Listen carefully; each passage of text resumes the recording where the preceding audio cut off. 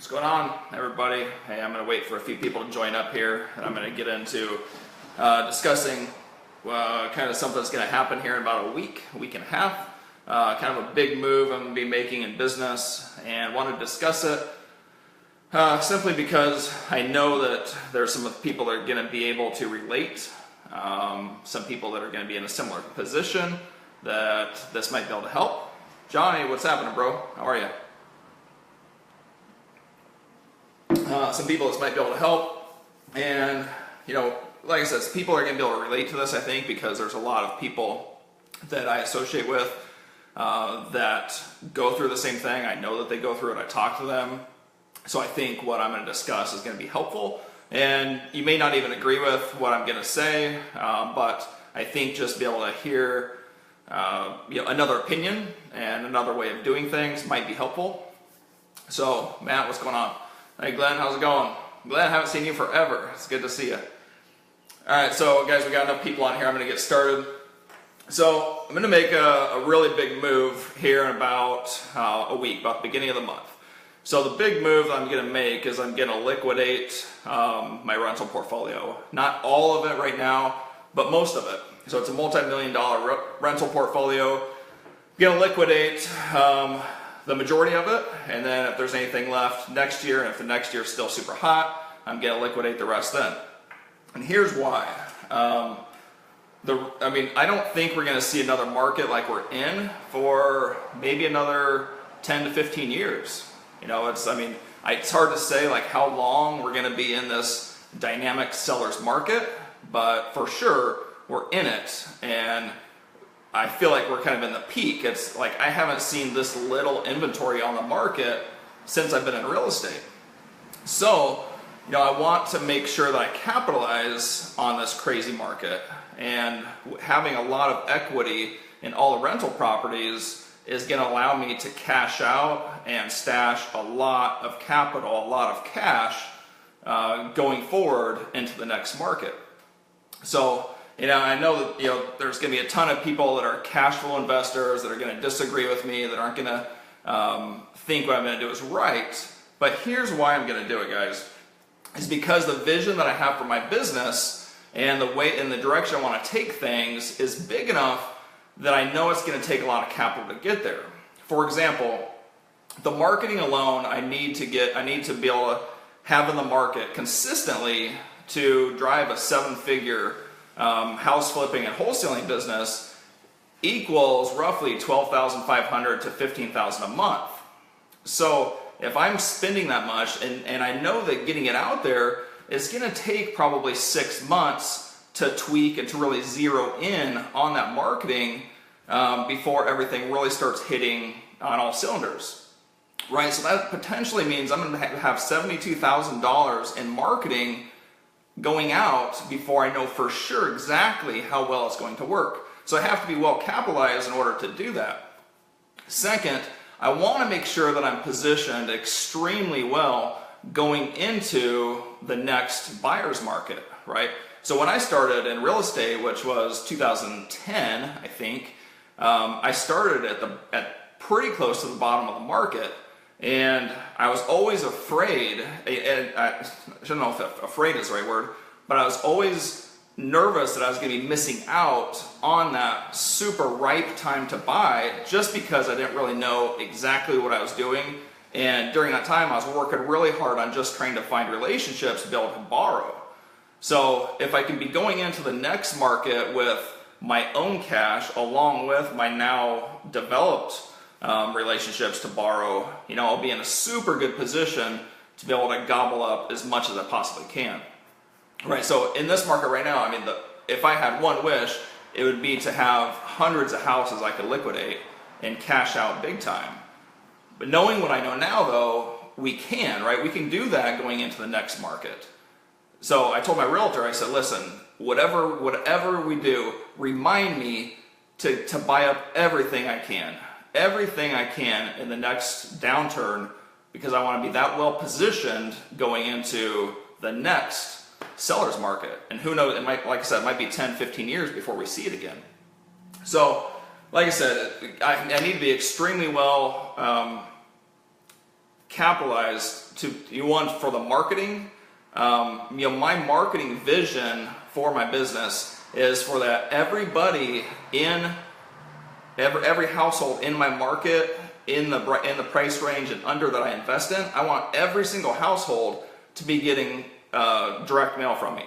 Every single one, right? So that's going to take a huge marketing budget. It's going to take a lot of tenacity, and it's going to take a lot of time to keep it going to make sure it works. But that's my vision for longevity, is to establish myself that well in the market to where everybody is either, there's two choices they're going to have. It's either one, it's going to be, they're going to go through a realtor that they know, or they're going to call me. All right, that's the two choices I want people to have. So it's going to take a lot of marketing power to put myself in that kind of position, and marketing's not free. All right, I think that, I can't remember who said it, but they said that, he who can spend the most to acquire the customer wins. All right, if we have a marketing budget where we can outspend other people, then we win, right? We'll be at the top. So what I see out of a lot of real estate investors, especially oftentimes the cash flow investors, is that they don't have any marketing out there. They're not well capitalized, right? They have equity, they have maybe lines of credit, but they don't have much cash to be able to make those types of decisions and to develop a team and a business and marketing and everything that takes it to the next level. All right, so that's the kind of position I want to put myself in. I got some notes here I'm kind of trying to go over. Sets the positioning for the next buyer's market. Another thing is, I want to be able to buy with my own cash when necessary. Over the past 5+ years, I've missed out on a lot of good deals simply because my financing costs that I pay, my financing costs, or my lenders, I should say, it's expensive money. So if I have the ability to borrow, or excuse me, to buy these properties without the expensive money to borrow, then it allows me to get that many more properties, right? That many more deals. And sometimes it's oftentimes like less than a $5,000 difference that I'm missing out on.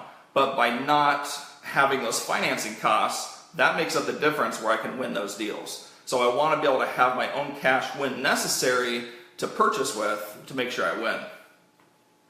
All right.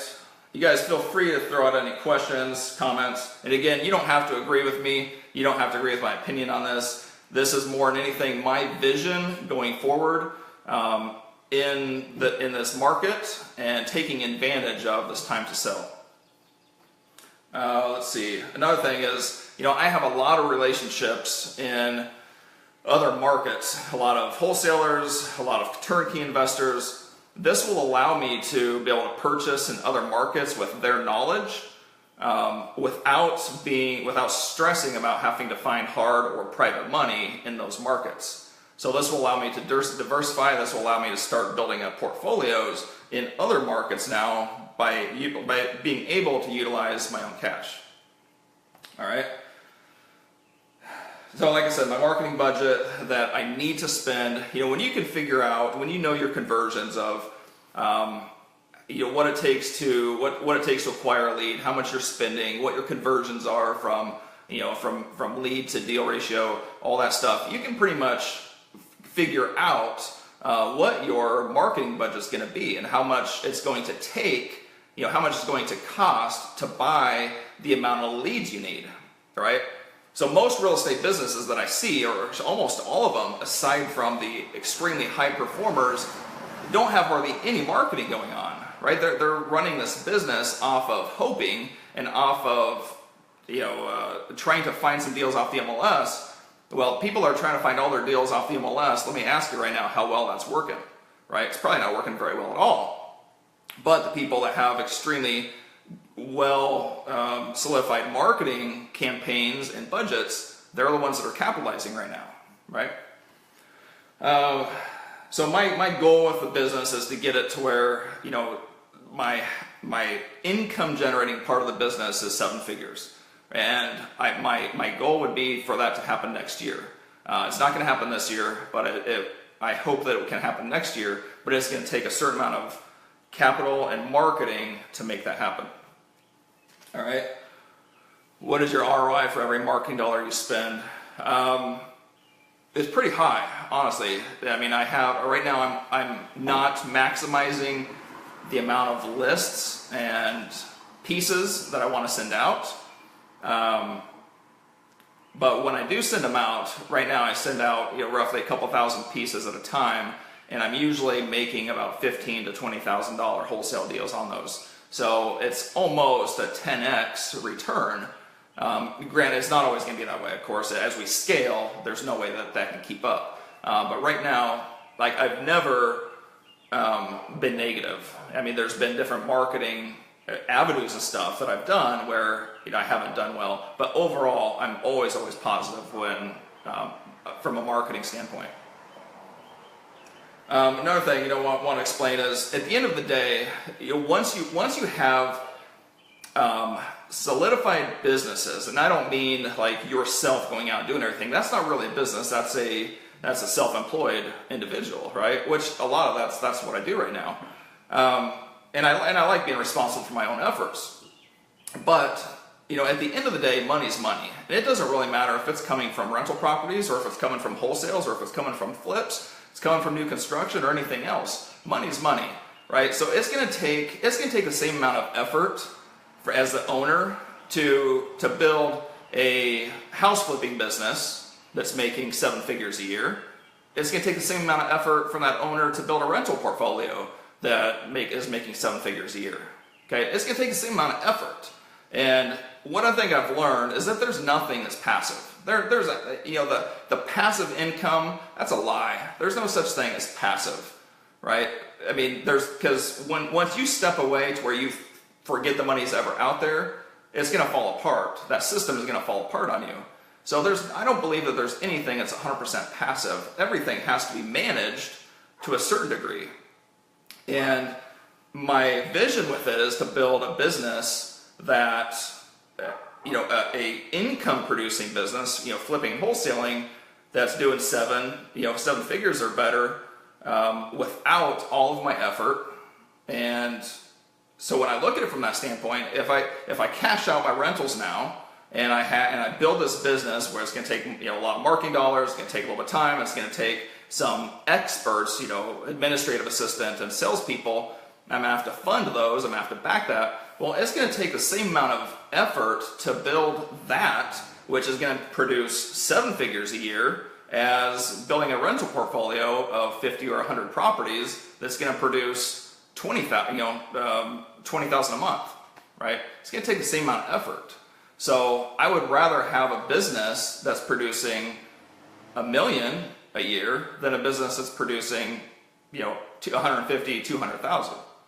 Okay, that's how I look at it. Again, you might not agree with my ideology on this, and that's okay. I don't expect you to. But I've done both. I've done rental properties, I've flipped, I've wholesaled, I've done almost everything in residential real estate, and I've noticed that it all takes work. It all takes work, it all takes effort. But in this market, I want to capitalize on the biggest return, and the biggest return is selling stuff off, right? Why would I keep a rental property that's making an 8% return when I can flip a house and make, one I got right now that's a 30 to 35% return? Why would I hold that rental property when I can make 4 times the return flipping it, right? It's just compounding the money that much faster. All right? So at the end of the day, like I said, money is money. It's an actual business. It's going to take the same amount of time, same amount of effort. A difference I see is that when it comes to rental properties, most of the guys I see in the market are very high leveraged, very low income, very high stress. It's not a good position to be in, right? So going into the next cycle, when I start buying rental properties, I don't want to be leveraged at 75 and 80% on everything. I want to get to the point where I can start using a high-producing business, a high-producing income, and start buying those properties off free and clear. That takes away all the stress, and I know it's not as high leverage and as high as ROI, but it takes all the stress away, right? So now I can really enjoy my rental properties, I can enjoy that passive income, and I can kind of concentrate on my high-producing income business, from flipping. Okay? So yeah, I hope that makes some sense. More than anything, it really just comes down to wanting to maximize my returns right now and maximize my gain and cushion myself for the next market, because it's coming, right? It's impossible for us to stay on a climb forever. It's going to happen. The market's going to change, and I wish so bad that I was in that position last time on the last cold market. I wish I was in that position to be able to buy a lot more, but I wasn't. So this time I want to make sure that I'm in that position. So I'm cashing out my rental properties. I'm going liquid and going to focus 100% on building up my wholesales, my flips, and build it into a 7-figure business. So you guys, I invite you to kind of follow me on this journey. I'm really excited. I actually just joined up into a mastermind today. I'm excited about. There's some really big players in that I'm anxious to learn from, and I'm confident will help take what I'm doing now into that next level. Jorge says, how does your marketing strategies change in the low end of the cycle? I don't know that they change, they just get more intense, right? So, come in a downturn, I want, a lot of times, like I remember the last downturn when I saw for sale signs everywhere. I want to make sure those people, everybody that's contemplating selling, is getting direct mail from me. I want to make sure they're getting postcards or letters or whatever. I want to make sure they're all getting the message that I'm in the market to buy their house. So I don't know really that the strategy changes. I think that pushing it out there even more. So I remember Robert Kiyosaki saying in one of his books that when the market's soft or when the business isn't producing, that's not a time to pull back. That's a time to go all in and market that much harder, right? So that's my idea on that. So I think that's about it, guys. I appreciate everybody that's joined, a couple comments that came in. And again, simply wanted to share this. I'm going to try to start doing live videos about every day just to kind of keep getting information out there, let you guys know what's going on, and help you guys learn and understand. Some of you guys are just getting into the market and trying to figure this out.